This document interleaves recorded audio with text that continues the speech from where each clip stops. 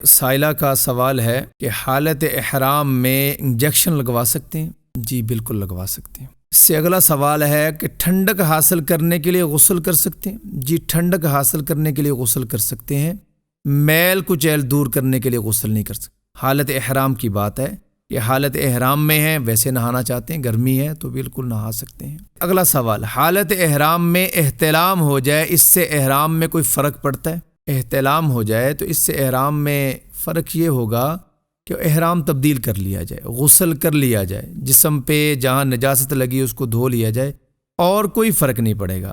بس احرام اسی کو دھو کے دوبارہ پہن لیا جائے، یا نئے سرے سے احرام چینج کر لیا جائے، تبدیل کر لیا جائے، اس کے بعد عمرہ مکمل کر لیا جائے۔ اس سے اگلا سائلہ کا سوال یہ ہے کہ حالت احرام میں آئینہ دیکھنا چاہتی ہیں، آئینہ دیکھ سکتے ہیں؟ جی دیکھ سکتے ہیں۔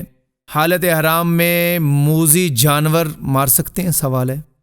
جی موذی جانور سانپ ہو، بچھو ہو، ویسے تو شکار منع ہے، یہ تو موذی جانور ہے نا، جان کو خطرہ ہے، حالت احرام میں اس کو مار سکتے ہیں۔ سائلہ کے بہت پیارے سوال ہیں جی، اللہ پاک اس کو حرمین شریفین کی قبول اور بار بار حاضری نصیب فرمائے۔ سوال یہ ہے، احرام میں سفید کپڑا ہی ضروری ہے کیا؟ مستحب یہ ہے، اولا یہ ہے، ترغیب یہ ہے، پسندیدہ یہ ہے کہ سفید کپڑا ہو، ورنہ کوئی رنگین کپڑا بھی ہو کہ تہبند رنگین ہو اور اوپر والا بھی رنگین ہو تو ٹھیک ہے۔ عورتوں کے لیے تو وہی بدستور کپڑے ہیں، وہ رنگین ہوں یا سفید ہوں، کوئی بھی ہوں ٹھیک ہے۔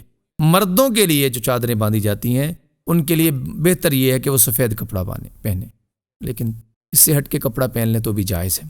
کیا احرام والے اپنے اوپر کمبل اور لحاف لے سکتے ہیں؟ جی جسم کے اوپر بالکل لے سکتے ہیں جی۔ سر کو اور چہرے کو ننگا رکھنا ضروری ہے، تو سر پہ اور چہرے پہ کمبل اور لحاف نہیں لے سکتے۔ احرام میں گھڑی باندھ سکتے ہیں، چشمہ لگا سکتے ہیں؟ جی احرام میں گھڑی بھی باندھی جا سکتی ہے، چشمہ بھی لگایا جا سکتا ہے۔ حالت احرام میں پٹی باندھنا کیسے ہے؟ دیکھو کوئی حرج نہیں، زخم ہو گیا احرام میں کوئی فرق نہیں پڑتا، البتہ چہرے پہ پٹی ہو، زخم ہو گیا، سر پہ زخم ہو گیا تو مردوں کے لیے یہ اس بات کا خیال رکھیں گے کہ وہ پٹی کر سکتے ہیں یا نہیں۔ اس کے بارے میں علماء سے مزید ضرورت پڑ جائے تو وقتی طور پہ رجوع کر لیا جائے کہ پٹی کی گنجائش ہے یا نہیں۔ عورتوں پر حالت احرام میں نامحرم سے پردہ کرنا فرض ہے کیا؟ دیکھیں ہمارے ہاں ایک عمومی طور پہ غلطی پائی جاتی ہے کہ احرام میں پردہ نہیں ہے، لوگ سمجھتے ہیں، عورتیں سمجھتی ہیں، جہاں سے پردہ آیا ہے وہیں جا کے پردہ نہ کرنا۔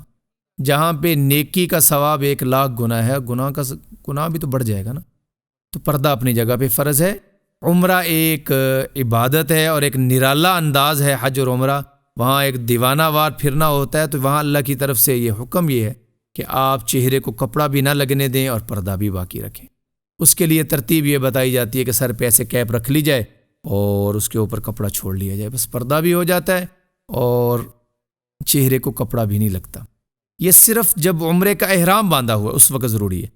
جب آپ کا عمرہ مکمل ہو گیا، بال کاٹ لیے، اس کے بعد آپ چہرے پہ نقاب کریں، ویسے طواف کرتے ہوئے نقاب کریں، اس وقت کوئی ضروری نہیں ہے کہ آپ کپڑا ایسے رکھیں، ویسے طواف کے لیے ضروری نہیں ہے، صرف احرام کی پابندی ہے۔ احرام میں مرد بند جوتا اور موزے وغیرہ پہن سکتے ہیں؟ جی بالکل نہیں پہن سکتے، یہ پاؤں کے اوپر والی جو ہڈی ہوتی ہے اس کو ننگا رکھنا ضروری ہے، ہوائی چپل پہنی جائے، یہ نہیں پہن سکتے۔ اگلا سوال یہ ہے سائلہ کا، نابالغ بچہ احرام باندھ سکتا ہے؟ جی اگر کوئی سمجھدار ہے خود احرام باندھ سکتا ہے اور ارکان ادا کر سکتا ہے تو وہ احرام باندھے اور چل پھر کے اپنے ارکان ادا کرے، چاہے والدین کے ساتھ ہو۔ اگر بالکل چھوٹا ہے، ناسمجھ ہے، تو اس کے بڑے کوئی اس کو احرام بندھوانا چاہیں تو بھی ٹھیک ہے، اور اگر اس کی احرام باندھے بغیر اس کی نیت کر لیں تو بھی ٹھیک ہے۔ اگر وہ چل پھر سکتا ہے تو اس کو ساتھ چلا لیں، اور اگر چل نہیں سکتا تو اس کو کندھے پہ اٹھا لیں، گود میں لے لیں، اور ساتھ میں اس کے عمرے کی نیت کر لیں، اس کے طواف کی نیت کر لیں، اسی طواف میں اس بچے کا طواف بھی ہو جائے گا۔ کیا طواف کی نیت شرط ہے؟ سائلہ پوچھ رہی ہیں کہ جی طواف کی نیت شرط ہے کہ میں عمرہ کا طواف کر رہی ہوں، طواف کر رہا ہوں۔ کسی مسلمان کو دھکا دینا، خصوصاً سوال یہ ہے، خصوصاً حجر اسود کو بوسہ دیتے ہوئے، اس میں بڑی خرافات ہیں۔ دیکھیں حجر اسود کو بوسہ دینا ایک مستحب درجے کی عبادت ہے، مسلمان کو دھکا دینا تو حرام ہے، تو اس سے بچا جائے، اور اس کی وضاحت میں اپنی پہلی ریکارڈنگ کے اندر بھی کروا چکا ہوں۔ اور وہاں غیر محرم ہوتے ہیں، مرد ہوتے ہیں، عورتیں ہوتی ہیں، ان کے ساتھ چمٹنا تو بہت بری بات، اس لیے وہاں احتیاط یہی ہے کہ وہاں نہ جایا جائے، بہرحال دھکا دینا ناجائز ہے۔ ایک اور سوال ہے جی سائلہ کا، اگر کوئی شخص بغیر وضو سعی کرے تو بغیر وضو طواف کرے تو طواف نہیں ہوگا، وضو ضروری ہے۔ اگر بغیر وضو صحیح کرے تو کوئی حرج نہیں، صحیح ہو جائے گی، عمرہ بھی مکمل ہو جائے گا۔ خالی صحیح تو کوئی عبادت ثواب نہیں ہے، عمرے کا حصہ ہی ہے، بغیر وضو کرے گا تو جائز ہے۔ ایک عورت نے طواف مکمل کر لیا، دوران سوال اس کا عورت یہ ہے کہ دوران طواف یعنی طواف مکمل کر لیا، دوران عمرہ صحیح کرنے سے پہلے یا صحیح کے دوران حیض آ گیا، تو اس کی وضاحت میں کر چکا ہوں جی، وہ صحیح کر لے، اس کا عمرہ مکمل ہو جائے گا۔ حدود حرم کے باہر حلق یا قصر کروانا، سوال یہ ہے حلق کیا جائے یا قصر کیا جائے، حدود حرم سے باہر چلے جائیں تو جائز نہیں ہے، وہاں جا کے کروائیں گے تو دم واجب ہوگا۔ حدود حرم میں کیا جائے گا، اگر بالفرض چلے گئے غلطی سے واپس آ جائیں، حدود حرم میں آ کے کر لیں۔ آخری سوال اور بہت پیارا سوال، کیا مدینہ شریف جانا حج اور عمرے کا حصہ ہے؟ میں کہتا ہوں ایمان کا حصہ ہے جی۔ سوال کا جواب یہ ہے کہ حج اور عمرے کا حصہ نہیں ہے، حج اور عمرہ یہیں مکمل ہو جاتا ہے، ایمان کا، عقیدت کا، محبت کا حصہ ہے کہ جہاں سے ہمیں حج اور عمرہ کی فضیلت ملی، حج اور عمرہ کا مقام پتہ چلا، بیت اللہ کا مقام جس ہستی اور شخصیت سے ہمیں پتہ چلا، اس کے روضے پہ جانا تو ایک عقیدت والی چیز ہے، شوق والی چیز ہے۔ نبی صلی اللہ علیہ وسلم کے روضے پہ عقیدت، شوق، محبت سے ہمیں حاضری دینی چاہیے اور ضرور دینی چاہیے۔ حضور کے روضے پہ حاضر ہو کر صلاۃ السلام پیش کیا جائے، با ادب طریقے سے، موبائل کو سائیڈ پہ کر کے یوں سمجھے کہ حضور کے سامنے ہوں، تو کتنا ادب آئے گا۔ حضور کو اپنا کلمہ پڑھ کے سنا دیں، لا الہ الا اللہ محمد الرسول اللہ، یا رسول اللہ آپ میرے ایمان کے گواہ بن جائیں۔ حضور سے درخواست کر سکتے ہیں کہ اللہ سے میرے لیے استغفار کر دیں، اللہ سے میرے لیے معافی لیں۔ سیدنا ابو بکر صدیق رضی اللہ عنہ کو سلام پیش کریں، آگے سیدنا عمر رضی اللہ عنہ ان کو سلام پیش کریں۔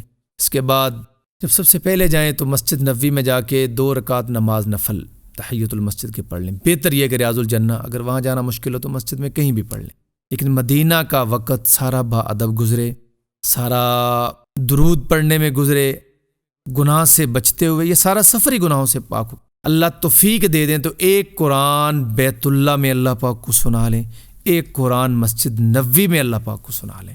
اللہ کسی کو توفیق دیں تو ایسی ہمت ضرور کریں، اور ساتھ ہی روضہ رسول سے ذرا باہر نکلیں، مسجد سے سامنے کی طرف آتا ہے جنت البقیع، یہ وہ قبرستان ہے جس کے بارے میں روایت میں ہے جب یہ بھر جاتا ہے اللہ اس کو جنت میں اڈھیل دیتے ہیں، تو یہاں بھی حاضری ہمیں دینی چاہیے۔ بہرحال حج اور عمرے کا حصہ نہیں ہے مدینہ جانا، لیکن عقیدت کا حصہ ہے، محبت کا حصہ ہے، ہمیں ضرور حاضری دینی چاہیے۔ امید ہے کہ سارے سوالوں کے جواب آپ کو سمجھ آ گئے ہوں گے۔ اللہ ہمیں عمل کی توفیق دیں۔ وآخر دعوانا الحمدللہ رب العالمین۔